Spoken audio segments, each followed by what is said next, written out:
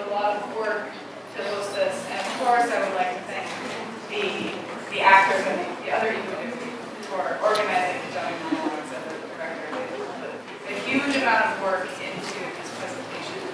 I am from the U.S. Embassy, and I work in the Public Affairs section, which means my job is to develop a friendship, a bigger, more expansive friendship between the United States and Indonesia. And one of the best ways to do that is to share stories. We think through storytelling, our two countries can get to know each other better. So these are monologues. This is theater, it's a play, but it's a specific kind of play in which 5 stories will be told. And one person tells their own story. It's the story, almost all of them are the stories of American Muslim women. And in a Muslim majority country like Indonesia, we thought we'd share the stories of Muslims in America. There's also one story that's an Indonesian story, so that's been added to the group. So I think you'll enjoy them, and I think you'll see some similarities, and you'll be able to relate to Americans who have something in common with Indonesians. I hope that's the case. Also, it's going to be in English. Okay, these are English, American stories in English, and there's a lot of slang, and it might be a little challenging to understand the message. So you'll have to pay attention, and you'll learn a little bit about how Americans tell their own stories, about their own very personal experiences. Some are funny, some are sad, and so feel free to laugh and respond, but pay attention. So thank you very much.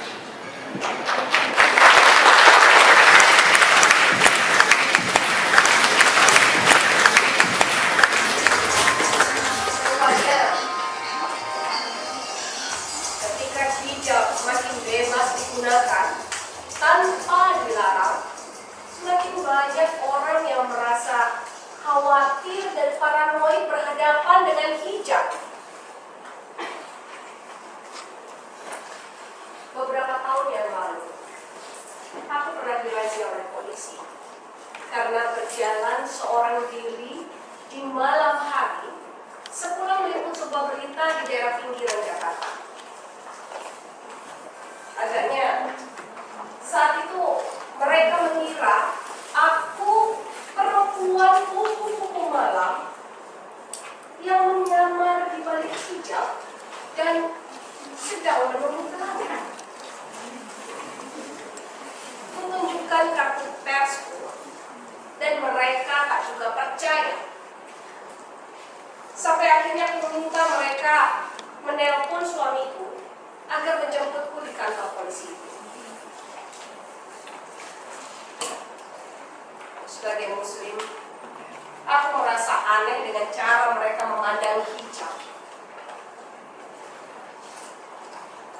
Tapi bicara tentang hijab dan malam hari, harus kuakui memang suasana malam dan juga lampu temaram gelap malam selalu membuatku bersemangat. Tapi jika hijabku hadir dalam suasana seperti itu, orang akan menganggapku aneh. Padahal ketika malam tiba, lampu-lampu temaram gelap malam di kota Jakarta akan segera menarik perhatian para penggemarnya.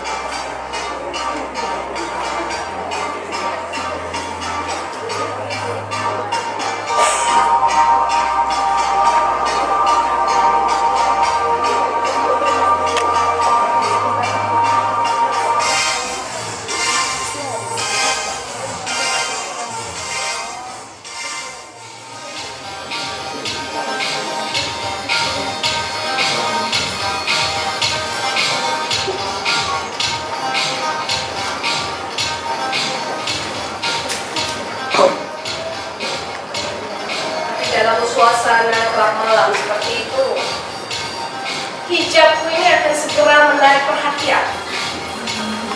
Jangankan di dalam diskotek. Suatu waktu, aku pernah memasuki sebuah klub jazz bersama suamiku. Kalian tahu bagaimana reaksi mereka? Semua orang langsung menatap kami. Apakah karena 99% orang di sana minum sampahnya dan vodka, sementara kami hanya memesan es teh? Apapun alasannya. Yang jelas aku sudah membuat mereka risih, sehingga kami harus segera meninggalkan tempat itu. Tapi pernah satu waktu, hijabku ini justru mengundang tepuk tangan dan takjub. Saat itu, seorang kawanku berencana untuk mengadakan pesta kostum di salah satu klub malam terkenal di Jakarta. Dan meskipun berhijab, aku selalu bersemangat jika ada kesempatan untuk menggunakan kostum yang heboh. Ya, jadi pesta kostum memang jarang diadakan di kota kami, dan wajar saja jika aku merasa antusias dan juga menunggu pesta kostum itu. Yang jelas, aku tidak mau datang ke pesta itu tanpa kostum, dan kemudian semua orang akan memandangku aneh karena aku tidak memakai kostum. Jadi, putuskan kostum apa yang bisa aku pakai tanpa ketahuan bahwa aku seorang memakai hijab.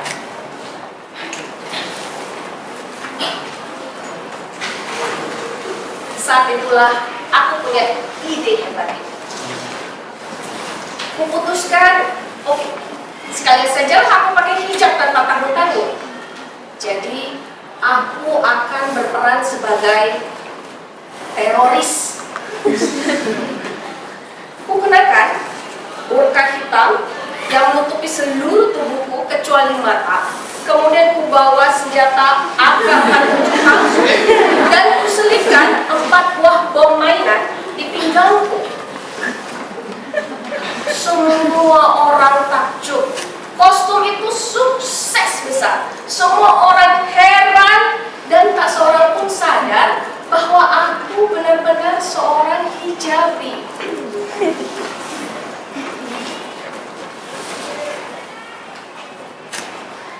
Di lain waktu, seorang kawanku benar-benar merindukan suasana klub malam. Dia seorang pemakai hijab juga. Sampai-sampai dia membuat ruangan tersendiri di dalam rumahnya yang dilengkapi dengan sound system yang canggih, lampu disco yang berkelap-kelip, dan juga sebuah bar yang diisi dengan minuman halal. Sesekali kelas kecil kami akan berkumpul di sana dan kemudian mendengarkan musik disco dan juga jazz. Kemudian kami akan ngobrol, minum jus anggur, dan tentunya berdansa. Jika seorang kaus sudah mulai turun, semua orang akan turun melantai.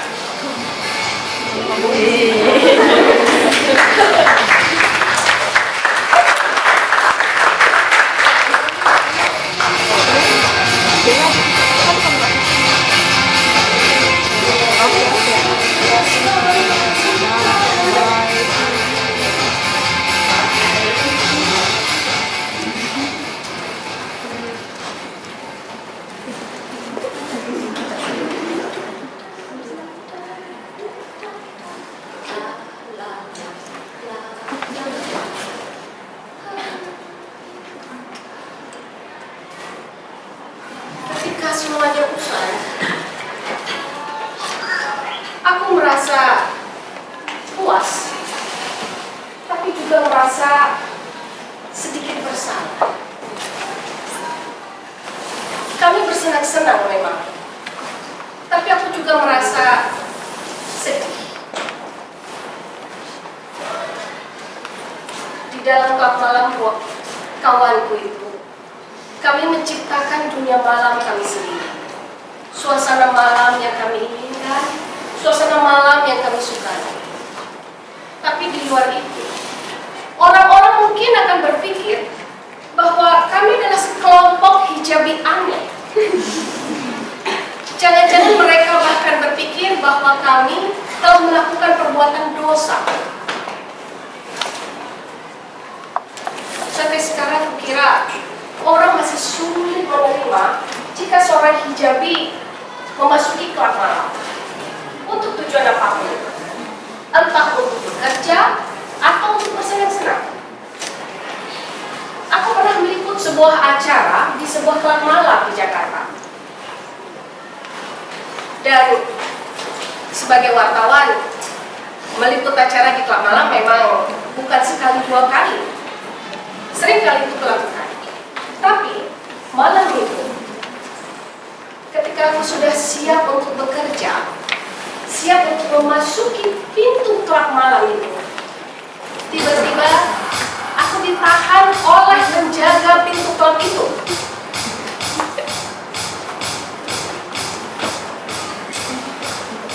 Mbak, sorry, Anda tidak bisa masuk. Pak, saya mau meliput acara di dalam. Kutunjukkan kartu persku dan juga undangan. Tapi penjaga itu tak juga mengizinkan aku masuk. Jadi kutanyakan kepada penjaga berbadan kekar itu, kenapa? Dan dia menjawab, lihat aturan berpakaiannya deh, Mbak. Kulihat sebuah tulisan di samping kanan pintu klub itu. Tertulis di sana, dilarang memakai celana pendek, dilarang memakai sandal, dan dilarang membawa senjata.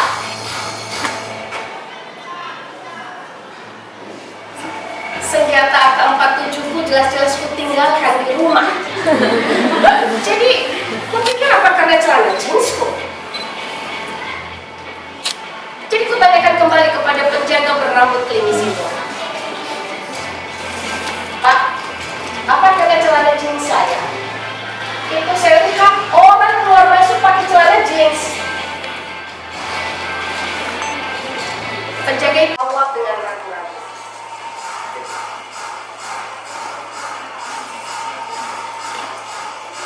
bukan karena celana jeans, Mbak. Terus apa, Pak? Aku mulai panik. Acara di dalam sudah dimulai, sementara aku sudah jelas-jelas terlambat.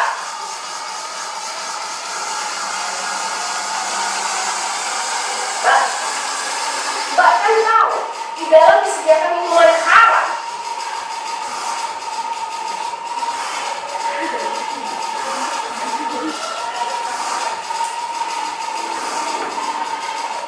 Rupanya turbanku. Penjaga itu mengenali bahwa aku seorang hijabi. Padahal malam itu aku sudah menduga bahwa orang masih akan beranggapan aneh jika seorang hijabi memasuki klub malam. Jadi sore itu sebelum berangkat meliput seperti biasa, kuubah gayaku berhijab. Biasanya aku mengenakan kerudung panjang dan menutupi dada. Tapi malam itu kuubah gayaku menjadi gaya berturban.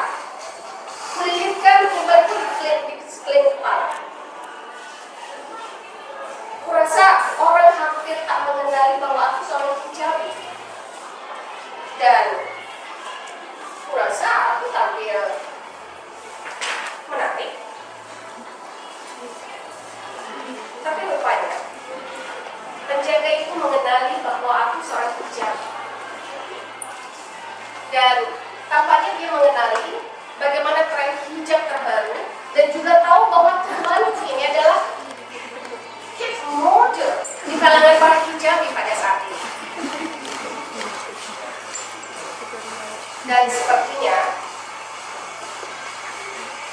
dengan turbanku yang keren dan gayaku berhijab yang keren ini, aku tetaplah menjadi si aneh di tengah lautan perempuan berok ini dan bergaun pendek.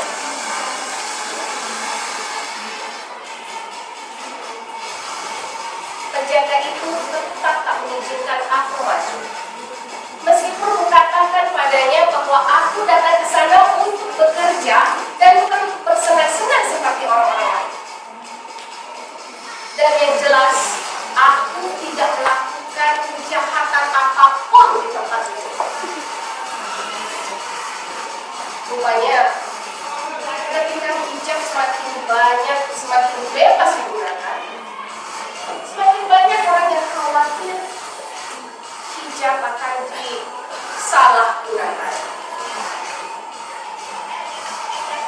Semua orang merasa berhak untuk melindungi para hijab, tapi mereka tak sadar bahwa pandangan mereka justru mendiskriminasi.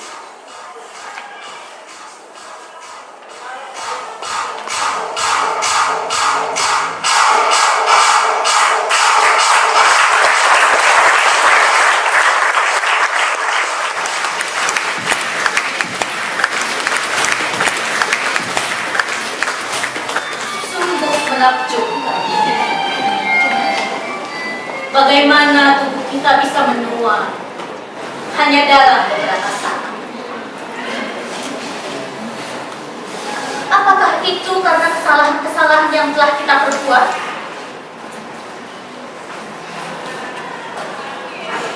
Iya. Alah, tidak usah pura-pura. Aku yakin kalian tahu. Semua orang tahu kok. Kalian kan senang mengkuncikan kesalahan-kesalahanku.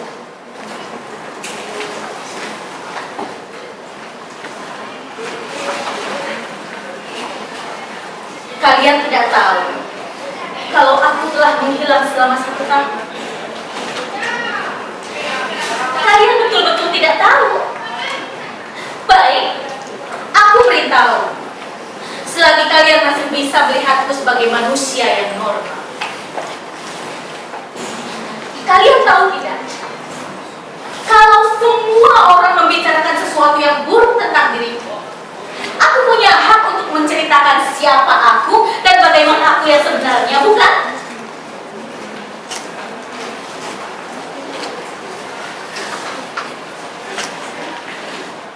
Kisah hidup. Cuma itu yang tersisa. Kalian tahu kan bagaimana teman-temanku di sekolah mengejek aku si gendut jelek? Lihat tuh sama. Ih, gendut dingin. Wah, awas karena kaget kalian ada si gendut. Awas.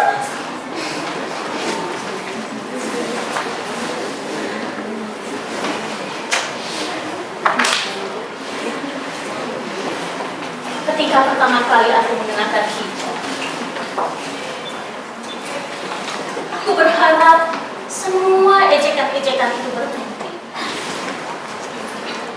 Aku kira kalau aku memakai gamis dan mengenakan hijab, mereka akan berhenti memperhatikan tubuhku.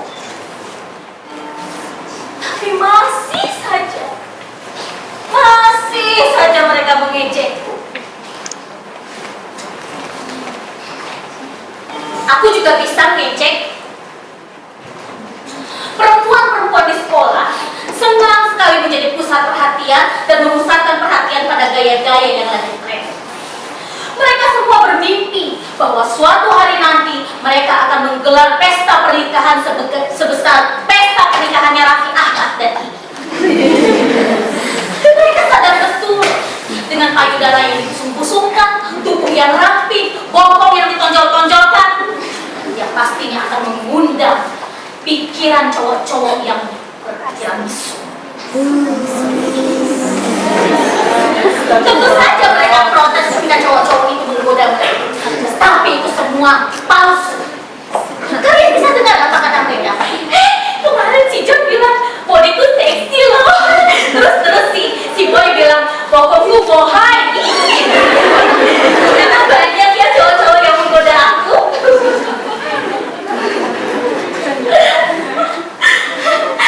Mereka senang kan?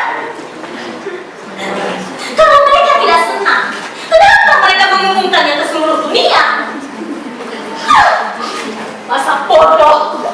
Aku tidak protes. Ketika mereka mengejek aku sebagai si gendut jelek, aku tidak protes. Meskipun aku tidak terima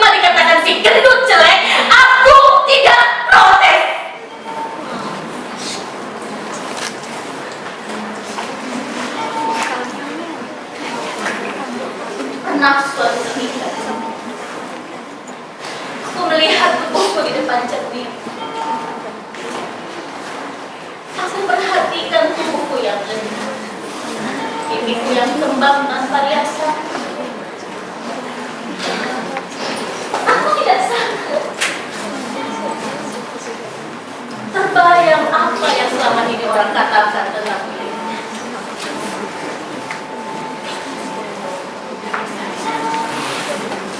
Waktu aku mulai masuk SMA, aku punya seorang tetangga. Dia baru saja pindah di sebelah rumah. Mereka punya seorang anak laki-laki yang usianya beberapa tahun lebih tua dari aku. Namanya Amir. Setiap kali aku pulang sekolah, aku berjalan lewat rumahnya. Aku sering kali melihatnya di depan rumahnya. Kami saling melemparkan senyum dan mengucapkan salam. Dia kelihatannya seperti pemuda pada umumnya, santun, dan kami sering ngobrol sejak saat itu. Obrolan-obrolan yang biasa saja. Tapi dia tidak pernah mengatakan hal-hal yang bermaksud merendahkan aku. Dan ketika aku berusaha menghindari tatapan matanya, tatapan muak yang biasa aku dapatkan, tatapan mata yang mengatakan, "Ya ampun Salma, ternyata kamu jelek sekali." Ternyata tidak ada di matanya.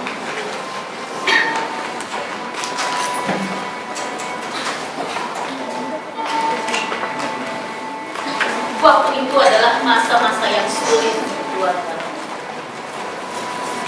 Kakakku kabur dari rumah beberapa tahun yang lalu. Dia tinggalkan sekolah dan dia pergi.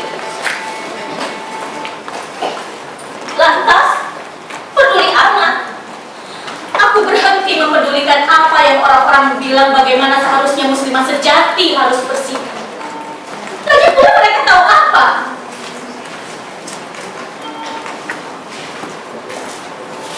Tidak berapa lama kemudian, Amir mulai menelpon. Dan tidak butuh waktu lama buat Amir untuk mengatakan bahwa betapa aku sangat cantik. Betapa dia tahu betul dari mana datangnya kecantikan itu. Mataku cantik, hidungku cantik, pipiku cantik, bahkan anggunan kepalaku pun cantik. Aku sering sekali ngobrol dengannya berjam-jam dan mempercayai setiap kata-kata yang dia ucapkan. Amir membuat segalanya memang menjadi lebih mudah. Dia menyukaiku karena kepribadianku. Dia tidak mengejar perempuan-perempuan yang berpikiran cetek dan bersikap palsu. Kadang-kadang kami bertemu di luar rumah, dan kemudian kami bertemu di rumah. Orang tuaku memiliki banyak sekali pekerjaan, sehingga aku sering sekali sendirian di rumah. Dan aku akan senang sekali temani sama aku. Di Jakarta, berdua-duaan saja di dalam rumah bukan suatu masalah yang besar. Lagi pula aku yakin betul bahwa Amir betul-betul mencintaiku. Sampai akhirnya, aku yakin bahwa suatu hari nanti kami pasti akan menikah. Aku mulai menceritakan tentang Amir kepada teman-temanku. Sekarang, aku adalah seseorang yang punya sesuatu untuk diceritakan. Mereka akan bertanya lebih detail lagi, dengan sangat antusias bertanya lagi, lebih jauh lagi. Terus bagaimana wajahnya? Oh, terus, dia udah ngapain aja? Asik banget. Terus, orang tua kamu suka padanya? Mereka belum tahu Amir sama sekali.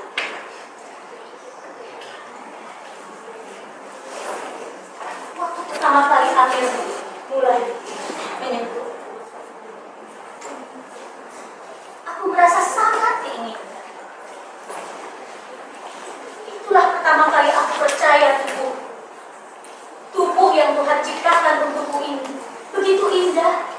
sangat menginginkan. Tidak pernah terbayang olehku sebelumnya bahwa aku akan menjadi perempuan seperti perempuan-perempuan yang sering digoda di sekolah.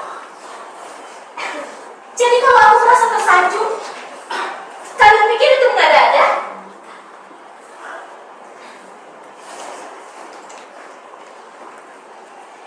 Tapi kemudian aku berpikir,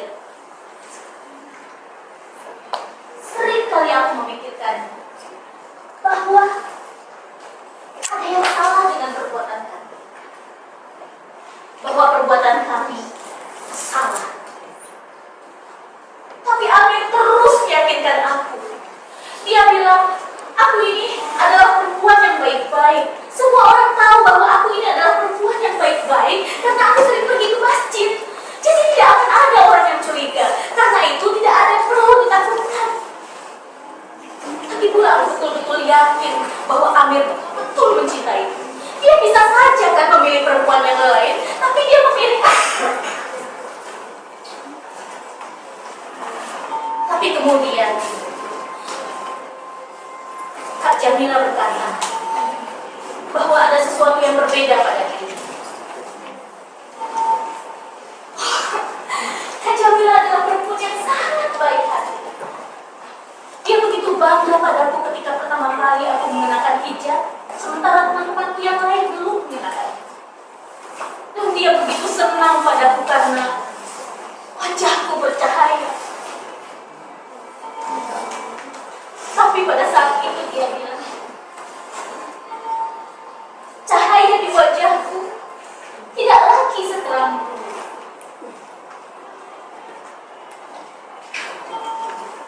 Kamu baik-baik saja, Sam. Begitu dia bilang saat itu. Oh, tahukah Kak Jamila, kemana cahaya itu pergi?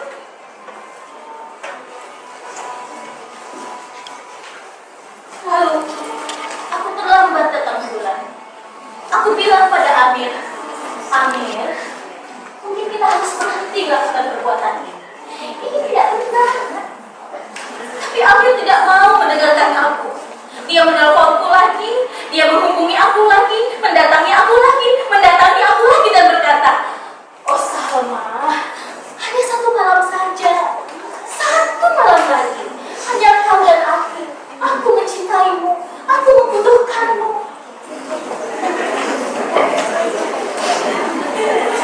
Tidak membutuhkan aku. Aku tidak bisa berkata tidak. Tapi menstruasi aku tidak datang juga. Aku bilang lagi pada Amir, Amir, mungkin kita harus berhenti lakukan ini. Kita harus segera menikah. Bagaimana kalau aku hamil? Tapi Amir berhenti menemuiku. Dia menghilang begitu saja. Oh, aku panik. Aku mengadu pada temanku Amina. Amina, kamu harus membantu aku, Amina. Bagaimana kalau jika aku hamil? Oh Tuhan, aku tidak tahu apa yang harus aku lakukan. Tapi Amina menceritakannya kepada semua orang di sekolah. Dia ceritakan kepada siapa saja, tetapi dia tidak pernah menceritakan kepada siapapun siapa yang bisa menolong aku. Dan tatapan muak yang biasa aku dapatkan berubah menjadi tatapan nyinyir.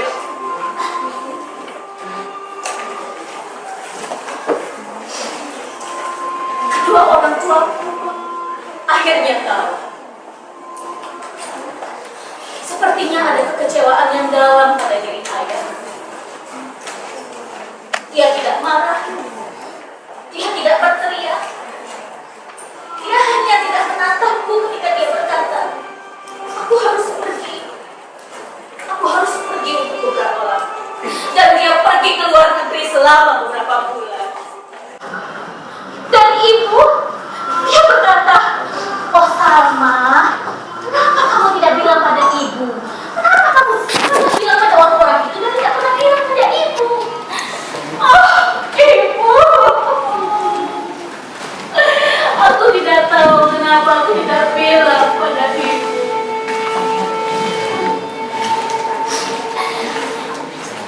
bagaimana? Itulah satu-satunya orang yang selalu mendampingi aku. Bahkan ketika aku melarikan diri, bahkan ketika aku mengalami keguguran, bahkan ketika aku mengalami pendarahan selama berhari-hari, bahkan ketika semua orang-orang itu bersenang-senang membicarakan aku dan keluargaku, bahkan ketika aku mencopot topeng kesalehanku.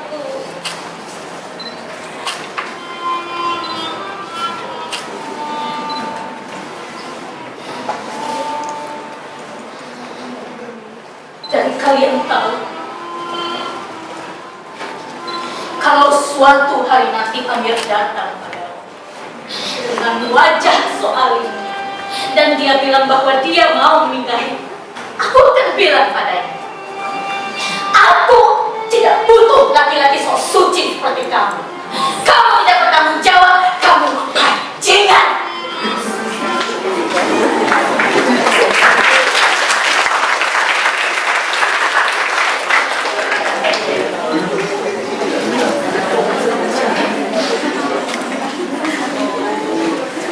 Kalian tahu, ada saat-saat di mana aku hanya ingin teriak. Saat-saat di mana aku merasa tidak berdaya, dan bahkan untuk berdiri pun aku tidak sanggup. Seakan-akan tidak ada tempat yang layak untukku selain di neraka. Oh,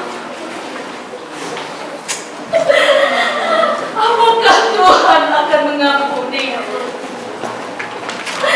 Neraka di sini. Neraka di sini.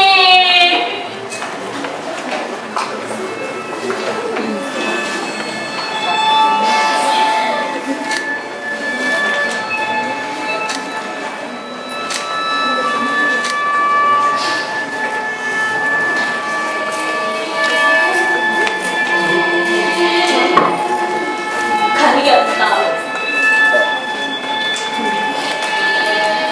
sungguh menakjubkan bagaimana tubuh kita bisa menua hanya dalam rasa. Apakah itu karena kesalahan-kesalahan yang telah kita perbuat?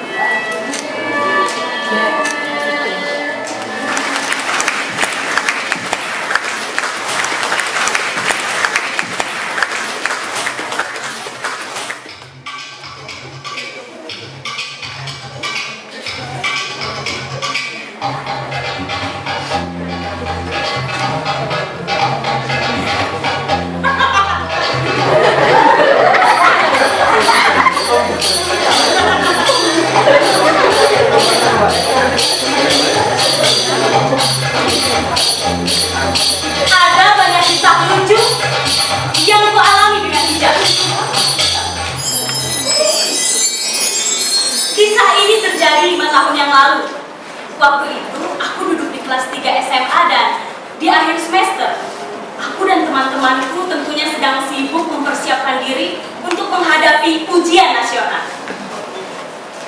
Suatu hari, aku memutuskan untuk berkomitmen memakai hijab. Keputusanku itu membuat beberapa teman bertanya, kenapa tiba-tiba aku memutuskan untuk menutupi rambut indahku? Maklum saja, selama ini aku dikenal sebagai pribadi yang luas, gaul, dan primadona di kalangan klub basket dan OSIS. Bisa dibayangkan, seorang atlet basket sepertiku yang biasanya memakai baju dan celana pendek dengan rambut hitam dikuncir kuda dan senyum mempesona yang membuat cowok-cowok jatuh hati. Tiba-tiba aku berhijab. Beberapa teman dekat terkejut. Sepertinya hijab baruku membuat mereka kikuk, seolah-olah aku telah menutup diriku dari dunia. Padahal berhijab ataupun tidak berhijab, aku adalah aku dan mereka tetap sahabatku. Komentar teman-teman tentang hijab baruku masih terus berlanjut. Suatu hari, saat sedang berlangsung pelajaran agama, terjadi sebuah diskusi di antara murid-murid yang membahas tentang nilai dan kepercayaan dalam Islam. Diskusi kemudian berlanjut membahas fenomena hijab, dan akulah yang menjadi pokok perbincangan. Itu kenapa ya Reni tiba-tiba pakai hijab? Apa dia terlalu stres menghadapi ujian nasional? Atau karena ada rencana pemberlakuan perda syariah? Jangan-jangan si Reni pakai hijab karena fashion hijab yang saat ini sedang naik daun. Komentar-komentar teman-teman yang seperti itu sangat membuat aku tidak nyaman. Hal ini pun lalu membuat Agung, teman sekelasku yang berbadan kurus, tinggi, berperilaku nyentrik dan anti kemapanan, memutuskan bahwa sejak saat itu ia akan menjadi pelindung. Dia akan menghalau orang-orang yang menanyai macam-macam atau orang-orang yang menyudutkan aku. Sejujurnya aku tersanjung. Walaupun aku tertawa ada seorang anak laki-laki kurus, tinggi, yang suka memakai jaket kebesaran dan rambutnya acak-aduk karena tidak suka sisiran. Dan ia mencoba mengintimidasi orang-orang yang menggangguku. Beberapa hari kemudian, saat aku sedang melewati halaman menuju perjalanan kelas, aku melihat Yohan, temanku. Dia berlari melintasi rumput, berteriak, dan dia memanggil namaku. Lalu setelah tiba di tengah lapangan, ia tiba-tiba merangkulku, mencitakku, dan ia berteriak, "Reni, kamu mirip strawberry deh." Waktu itu aku memakai hijab berwarna merah dengan brokade hitam. Ibu membelikan hijab baru untukku di sebuah toko khusus pakaian muslimah, toko Kaska di Pasar Main. Tapi Bimo, sahabat Yohan, dia melihatku tajam, lalu menatap Yohan, dan dia berteriak, "Yohan! Gak boleh gitu sama Reni!" Hah? Apaan sih? Itu! Kamu bukan murid, pakai rangkul-rangkul. Yohan terkejut, lalu dia pun melompat. Aduh! Itu, Reni, kamu benar sekarang tidak boleh dirangkul cowok ya? Aduh! Reni, kenapa kamu tidak bilang sih? Iya, Yohan, aku tidak marah, tapi kamu memang tidak seharusnya merangkulku seperti itu. Apalagi di tengah lapangan. Kan malu dilihat orang. Aduh, Reni, kamu itu harusnya bilang dong. Kamu teriak atau pukul aku atau cubit ya. Kamu jangan pemalu seperti itu. Kamu ngomong saja, aku tidak akan tersinggung olehmu. Yohan lagi merangkulku, dan Bimo pun kembali berteriak, "Yohan, tangannya!" Aduh, kebiasaan sih. Aduh, Reni, aku tidak tahu kalau sekarang kamu sudah tidak seperti dulu. Aku minta maaf ya. Aku sebaiknya jauh-jauh. Aku janji aku akan jauh-jauh deh. 10 meter dari kamu, 10 meter.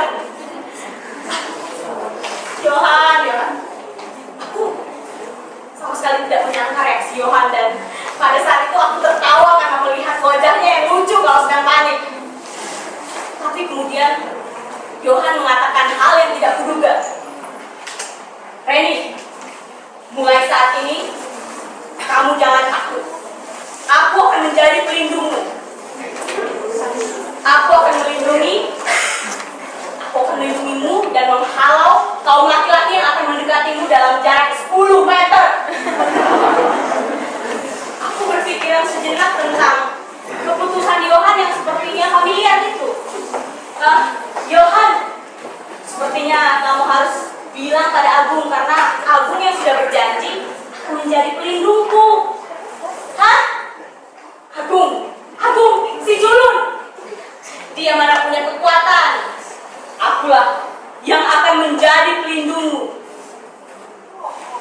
Aku pun berpikir, oke, aku tidak akan mengecewakan siapa-siapa. Biarlah Agung dan Johan yang memperdebatkannya saat istirahat siang. Aku juga berpikir, dasar cowok-cowok culun, sok-sokan, mereka cuma bisa ngomong. Tapi suatu hari saat aku sedang melintasi halaman menuju laboratorium, saat itu aku bersama Amanda, temanku sesama pemain basket yang dia berwajah manis, rambutnya panjang, dan saat itu Tito datang menghampiri kami. Tito adalah salah satu anggota OSIS. Dia menghampiriku dan memohon kepadaku selaku sekretaris OSIS untuk membuatkannya surat rekomendasi. Aku bilang pada Tito, Tito, jangan khawatir, aku akan membuatkanmu surat rekomendasi dari OSIS.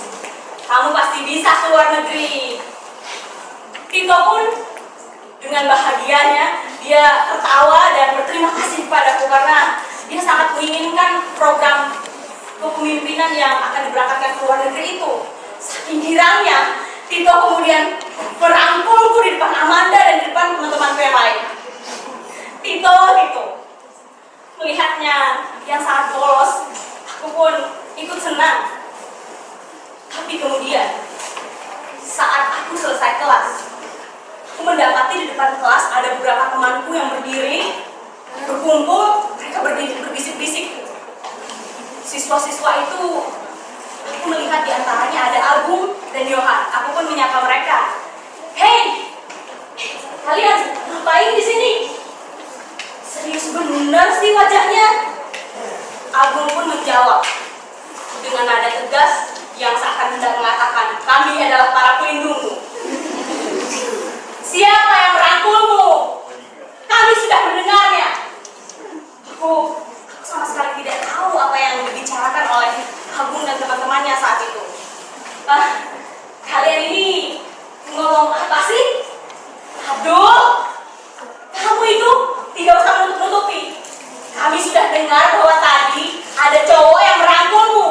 Kamu mau kami mematahkan jari-jarinya? Coba bayangkan, selesai kelas, aku mendapati ada siswa-siswa culun yang berlagak sok preman. Di antara mereka itu ada yang kurus, tinggi, memakai kacamata bulat ala Harry Potter. Ada yang badannya kecil, rambutnya sangat klimis. Serta ada yang bertubuh besar, berjerawat, dan wajahnya lucu. Sama satu lagi, yang paling lucu, ya ini paling kurus, badannya juga paling tinggi, tapi rambutnya berantakan karena dia tidak suka sisiran. Dan mereka, siswa-siswa culun ini, membawa tas besar berisi buku persiapan UAN, matematika, biologi, kimia. Membayangkan para kutu buku ini marah. Sangat lucu sekali. Mereka itu sok preman. Aku pun tertawa dan bilang pada aku sama sekali tidak mengerti. Kamu itu ngomong apa sih? Tadi Amanda bilang bahwa ada cowok yang merangkulmu. Kami mau tahu siapa dia. Kami akan menghajarnya. Kami akan menutupi matanya supaya dia tidak tahu bahwa kami yang menghajarnya. Aduh,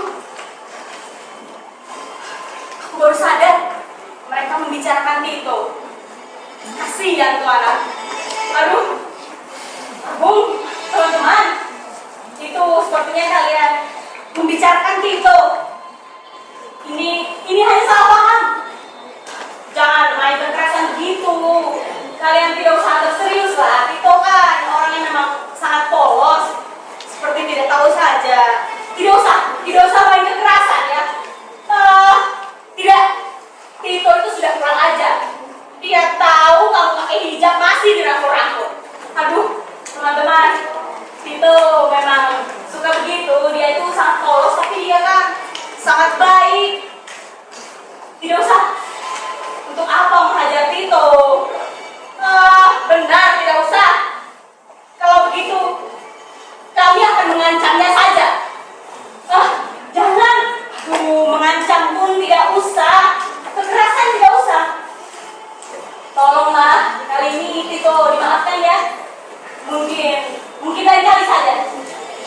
Dan jangan bilang kalau kalian cowok yang ganggu. Oke, kita kali ini damai ya, damai. Dan mereka pun pergi dengan gaya yang sok sangar. Teman-temanku itu memang sangat lucu. Sejak saat itu kami menjadi bersahabat. Dan seiring perjalanan waktu, kami memahami bahwa setiap konflik dan perbedaan merupakan momen bagi kami untuk lebih meningkatkan lagi rasa kasih sayang dan pemahaman sebagai seorang sahabat.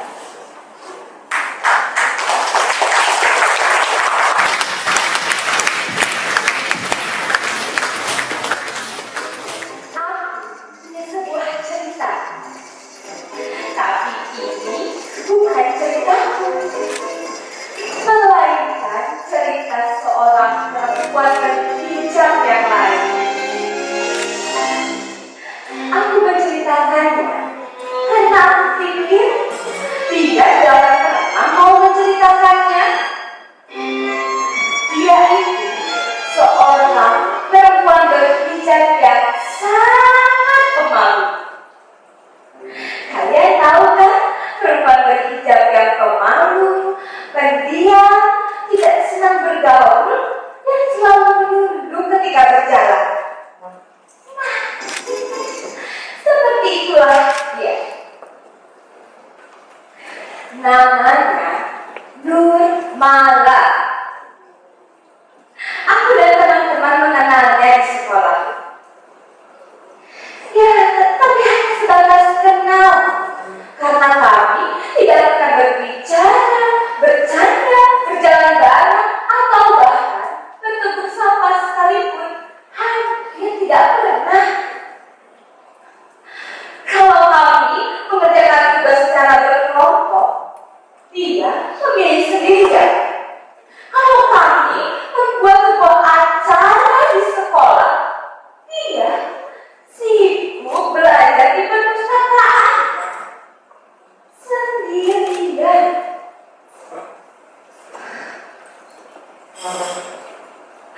Terkadang kami sering menggosipkannya di sekolah. Kalian tahu nggak? Kayaknya nanti Nurmala yang akan mendapatkan semua penghargaan di sekolah. Iya tuh, Nurmala kan kerjanya belajar terus. Ih, dia itu ambisius banget sih. Makanya gak ada yang mau nemenin.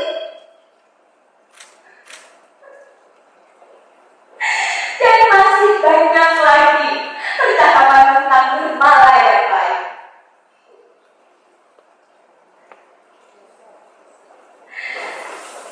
Sebenarnya aku bisa saja coba berteman dengannya. Tapi dia itu, kalian tahu kan, perempuan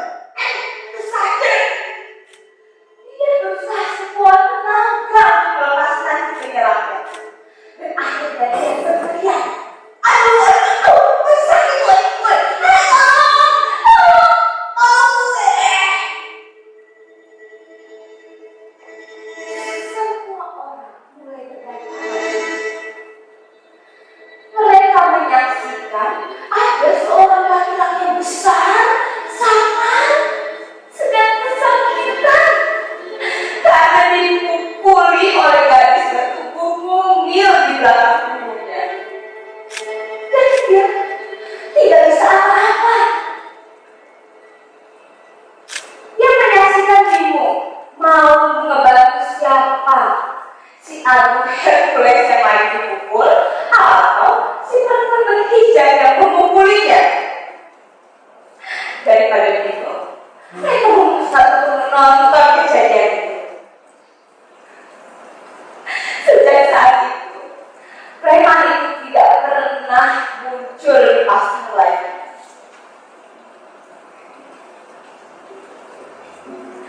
Sekedar menegaskan, ini bukan ceritaku, melainkan cerita perempuan berhijab yang lain.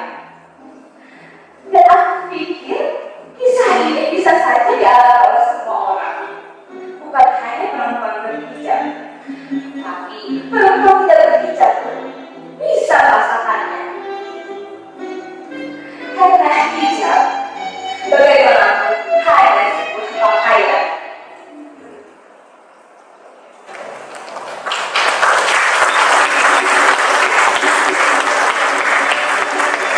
Demikian tadi, Hijabi menurut Indonesia berbagi cerita tentang pengalaman-pengalaman pribadi dari wanita-wanita Muslim.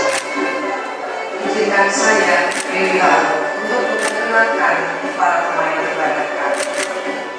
Monolog yang berjudul Pesta Pernikahan Tukar yang ditulis oleh Sahabuna dibawakan oleh Ani Danyati.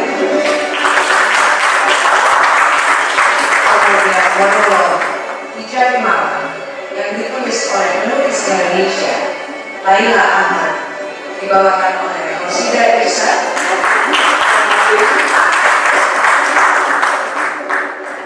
Kemudian Pelindung Hijab yang ditulis oleh Sahar Ulang dibawakan oleh Reni Oktali. Dan Cahaya di Wajahku yang ditulis oleh Sahar Ulang juga dibawakan oleh Lisa Sahjani. Kemudian cerita tentang seorang hijabi pemalu yang sangat pendiam dan tidak bersosialisasi ditulis oleh Sahar Ulang dibawakan oleh Siti Korea. Dengan arahan dan dukungan dari sutradara kami Bapak Murihani, musik aransemen yang diatur oleh Muhammad Ramdan. Izinkan kami semua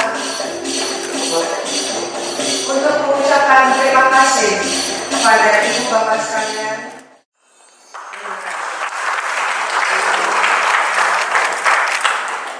Kami ucapkan juga terima kasih banyak kepada Ibu Presentau, Ibu Wali Kota, Ibu Iliza, dan Bapak Konselor dari Medan, Robert Yuri, Maureen as well. Dan kostum kami disponsori oleh Kaska, pakaian muslim dari Arab Emirat yang bisa didapatkan, dan ibu-ibu kami juga punya voucher untuk ibu-ibu bila ingin berbelanja di Kaska dengan senang hati, dan pasar raya juga membantu kami. Terima kasih.